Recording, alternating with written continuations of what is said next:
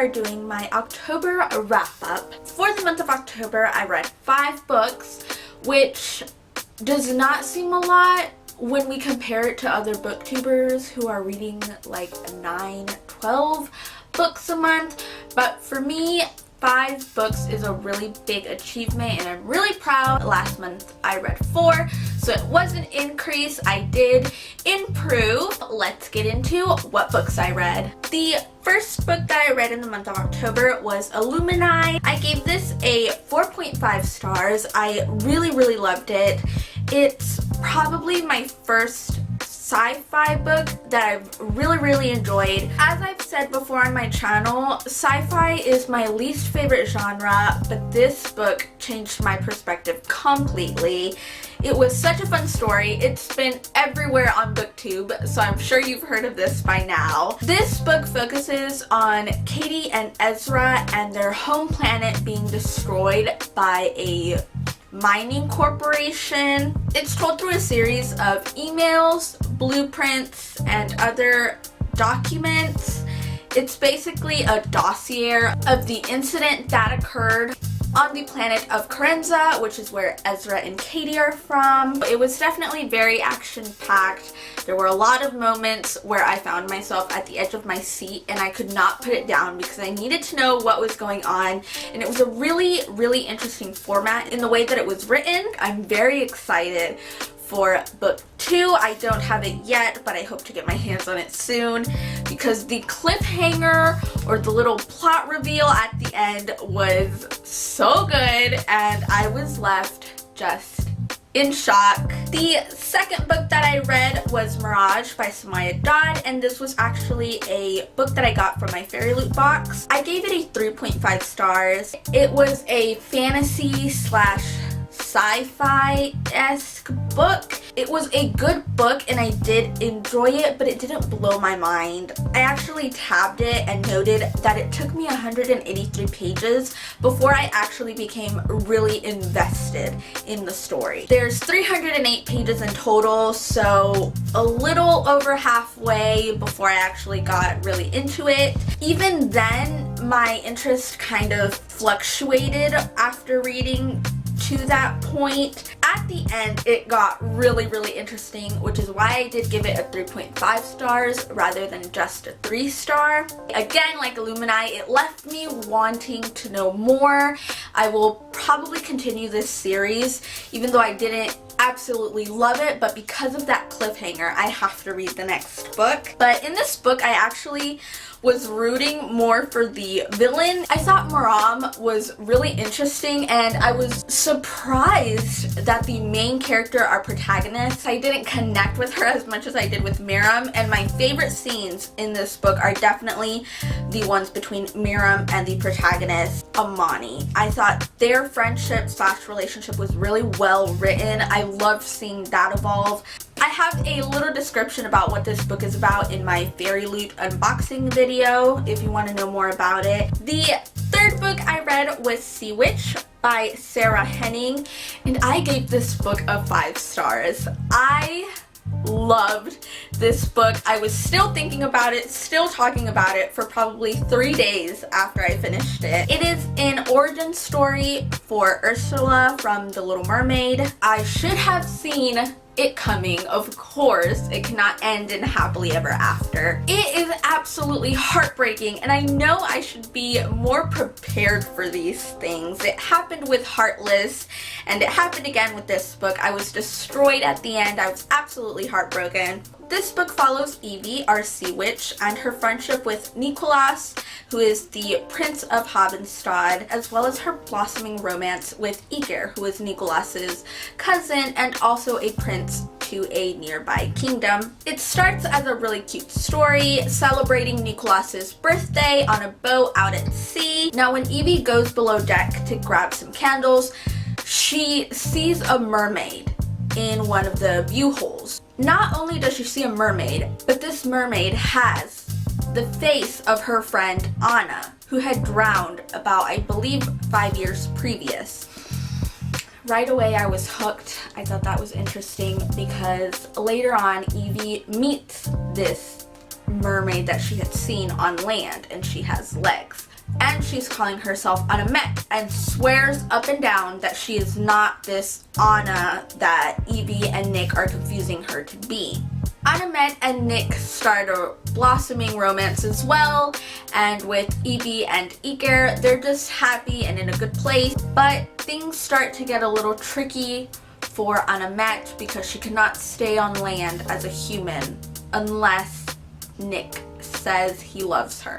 Not only can she not stay on land as a human, but she can't go back to the ocean or she'll die. That's the deal she made with the ocean. She was either going to lose her life or get Nick to say he loved her and she would stay human. Of course, this frustrates Evie and worries her because she's becoming such good friends with Anamette, and it's kind of like having Anna there, even though she knows it's not Anna, it's Anamette, a mermaid.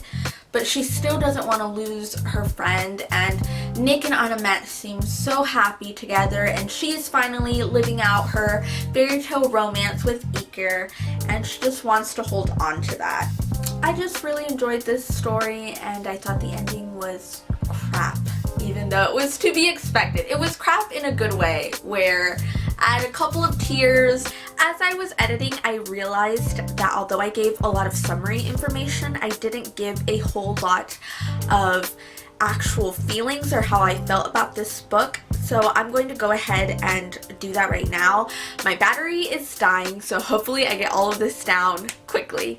So I thought this was a really good book. I liked the way it was written. Obviously, there's a mystery in here. We have a mermaid who has the face of Anna, but insists she isn't Anna, and it's hard to comprehend how Anna could be a mermaid and not remember anything. And I liked the way the author went about revealing the mystery and what all was the mystery, what was the secret. She didn't reveal it all at once. It was very much step by step, and you needed everyone to kind of come together in order to completely figure out the mystery. Or it could just be me as a reader. I'm a terrible reader and terrible at deducing things. You might have gotten bits and pieces, you might have been able to put it together, but you don't really get the why until that last moment, until everything's revealed. And I just thought she did that fantastically well. I love that she kept us in mystery, in suspense, and I truly, really enjoyed it. Although I thought the middle was kind of slow. It wasn't that it was slow, it was just building up to this mystery. Like, all of it made sense at the end. I thought the end was completely heartbreaking. I thought they all truly deserved a happy ending. And there's really no happy ending. There really isn't. We get some kind of resolution, but it's not a happy ending, and it's not the ending that I wanted. But it makes sense because this eventually turns into Ursula. We know that. It's an origin story. I knew that, and I was still really taken aback. There's betrayal, there's friendship, there's mystery. It's really an all-around really good book. And now back to the scheduled programming. Really good book, and I definitely recommend it. The next book I read was Strange Girl by Kristoff Pike, and this was actually a book gifted to me by my best friend Jenny. I had initially given this book a 3 stars. After letting it simmer and process, I actually switched it to a 2-star. I had a lot of problems with this book that I just didn't like. I didn't like the main character. I don't really have a reason. I just didn't like him. Our main character is Fred, and you know, he's a pretty normal teenager. He's in a band and he's trying to make it big. And he meets this girl, Aja. Aja comes into his school as a transfer student from Brazil. Everyone's kind of mystified with her. She's really quiet, really soft-spoken, doesn't really seem to care about much, so no one really knows the deal with her. She arrives in South Dakota with a guardian, so her parents apparently have passed away, and she's come from Brazil to South Dakota with some strangers, and no one really knows what relation there is. Fred, however, finds himself drawn to her. Just a lot of weird things happen between Fred and Aja. it just doesn't make sense to me. I don't really even know how to describe the plot because it's just a series of weird things and trying to figure out what the heck Asia really is. It touches a lot on religion. I feel like not any particular religion, but religion in general, kind of like good and evil and like the big person. It was just a really strange book. It wasn't my kind of book. You could categorize this as like a paranormal fiction. The ending I thought was just crap in a bad way, not in a good way like in Sea Witch. It was just a weird book and I didn't like it. I read it in a day, so I guess it obviously interested me, but it was more I read it because I was like, WTF is going on?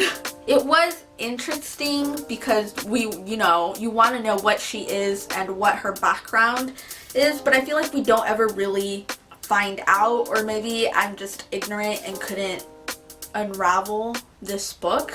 If you've read this book, let me know if there's something that I'm misinterpreting. And the last and final book that I read was Rubbernecker by Belinda Bauer. I gave this book a 3 stars. Again, I enjoyed it. It was okay, but it didn't blow my mind or anything. This is more of like a mystery thriller.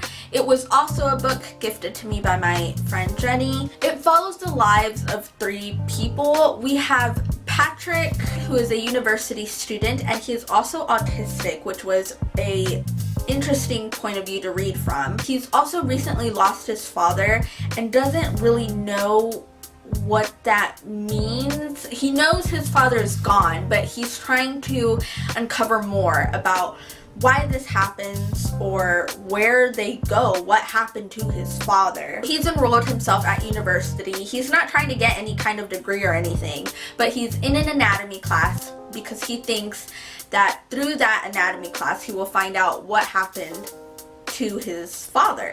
Patrick's point of view was very interesting. I'm not very knowledgeable about autism or the specific characteristics of autism, so I couldn't tell you how accurately well it was written, but I could definitely see some differences in the way that he processed things. He's kind of the one who ties in all 3 characters' storylines. The second character is Samuel, and he is a coma patient. He was in a car accident and was left in a coma. So with his point of view, it's not very reliable. He is an unreliable narrator because of his coma. The third person whose life we follow is Tracy, and she is a nurse in the coma ward where Samuel is located.